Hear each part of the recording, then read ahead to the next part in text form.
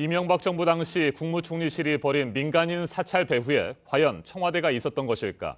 검찰은 2010년과 2012년 두 차례 수사에서는 이에 대한 답을 내놓지 못했습니다. 오히려 권력의 눈치를 보느라 축소 수사와 늑장 수사에 의혹을 남겼습니다. 그런데 검찰 과거사위원회 조사 결과 이 같은 의혹이 상당 부분 사실로 파악됐습니다. 검찰 지휘부가 핵심 인물에 대한 조사를 늦추도록 했고 청와대의 개입을 밝힐 수 있는 스모킹 건이었을지도 모르는 USB 7개는 수사팀 밖으로 유출된 이후 사라졌습니다. 김선미 기자가 보도합니다.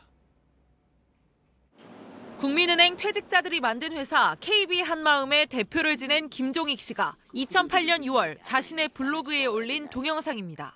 이명박 전 대통령을 비판하는 내용이 담겼습니다. 이 일로 김 씨는 국무총리실의 사찰과 경찰, 검찰의 수사를 잇따라 받았습니다.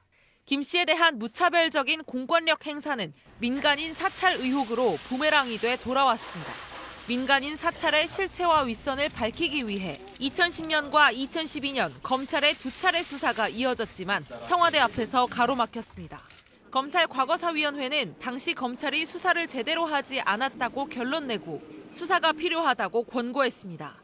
우선 과거사위는 1차 수사 당시 이 전 대통령의 측근들이 사용한 것으로 의심되는 대포폰 수사가 미흡했다고 밝혔습니다. 또 2년 뒤에 시작된 2차 수사 역시 검찰 수뇌부의 수사 방해로 진전이 없었다고 지적했습니다. 핵심 인물 조사를 당시 총선 이후로 늦추라는 검찰 지휘부의 지시가 있었다거나 청와대 개입의 열쇠가 될 수 있던 김모 주무관의 USB가 무더기로 사라진 것도 파악했습니다. 과거사위는 총리실에서 VIP, 즉 대통령으로 이어지는 보고체계 등이 담긴 이른바 1심 충성 문건 등이 들어있던 8개의 USB 중 7개의 행방이 알 수 없는 상태라고 밝혔습니다. 이에 대해 당시 대검 중수부장이었던 최재경 변호사는 USB는 대검찰청 과학수사기획관실에서 포렌식을 한 뒤 수사팀의 자료를 넘긴 것으로 안다고 해명했습니다. JTBC 김선미입니다.